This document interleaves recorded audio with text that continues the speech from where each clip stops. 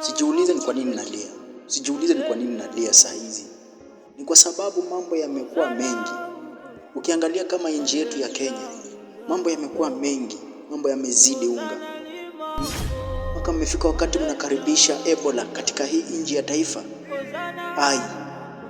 Hapo sasa mmezidi. Mnaalika Ebola ingie katika Kenya. Mnaalika mambo mabaya yaingie katika Kenya. Kwanza naangalia kule mbele wakati tunaelekea katika upande wa kura. Mambo ni mazito. Damu inaenda kumwagika. Na damu inazidi kumwagika.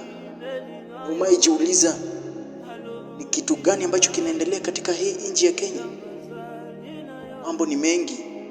Kaa chini ujiulize. Watoto wetu wataenda wapi? Sisi wenyewe tutajificha wapi? Mambo yanayofanyika ni mengi.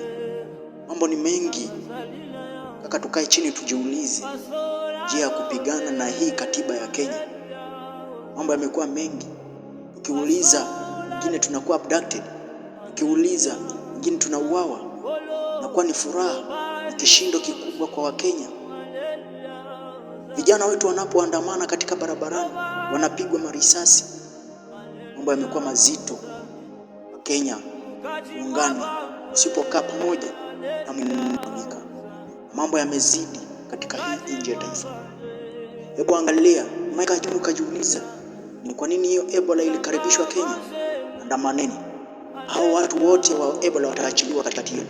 Na wote mtashirikwa na hiyo Ebola, mtakufa. Mtaanza kufa kama vifaranga, moja baada ya nyingine. Mkiamuka mtalia mwingine, mkiamuka mtakiri mwingine. Kaeni chini mjiulize, ni kitu gani ambacho mnaweza fanya? Ebola imeingia na sio ati nini. Nakumbuka upande wa corona ilipoingia, wangapi walipigwa corona na sindano za corona? Beba mkono juu.